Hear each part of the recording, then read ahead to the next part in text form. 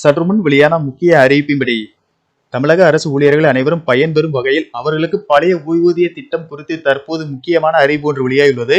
இதை பத்தி விரிவாக நம்ம வீடியோல பார்க்க போறோம். வீடியோ ஸ்கிப் பண்ணாம பாருங்க. வீடியோக்குள்ள போறதுக்கு முன்னாடி இந்த வீடியோக்கு ஒரு லைக் பட்டனை பிரஸ் பண்ணிக்கோங்க. வாங்க வீடியோக்குள்ள போகலாம்.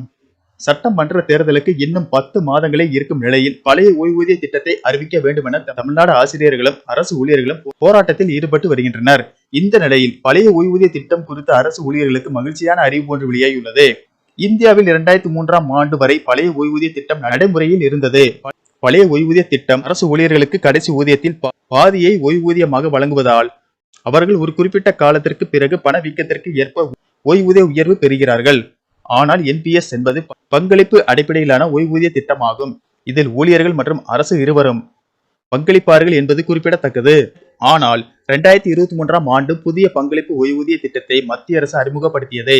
இந்தியா முழுவதும் இந்த நடைமுறை அமலுக்கு வந்த நிலையில் பல மாநிலங்களில் அரசு ஊழியர்கள் போராட்டத்தில் ஈடுபட்டனர். இதனை அடுத்து சத்தீஸ்கர், ராஜஸ்தான் உள்ளிட்ட சில மாநிலங்களில் மீண்டும் பழைய ஓய்வூதிய திட்டம் நடைமுறைப்படுத்தப்பட்டுள்ளது. ஆனால் தமிழகத்தை பொறுத்தவரை 20 ஆண்டுகளுக்கு மேலாக புதிய ஓய்வூதிய திட்டம் தான் நடைமுறையில் இருக்கிறது.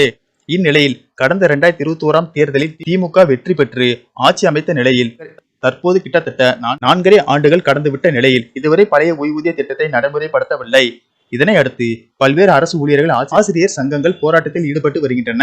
இதற்கிடையே பழைய ஓய்வூதிய திட்டத்தை அமல்படுத்துவதற்கான சாத்தியக்கூறுகள் குறித்து ஆராய IAS சுகந்தீப் சிங் பேடி தலைமையில் ஒரு குழுவை தமிழக அரசு அமைத்தது. அந்த குழு மீண்டும் பழைய ஓய்வூதிய திட்டத்தை அமல்படுத்துவது குறித்த சாத்தியக்கூறுகளை ஆராய்ந்து வருகிறது. இந்த நிலையில் அரசு அமைத்த குழு பல்வேறு ஆய்வுகளை மற்றும் தரவுகளை சேகரித்து இது தொடர்பான அறிக்கையை கிட்டத்தட்ட நிறைவு செய்து விட்டதாக கூறப்படுகிறது.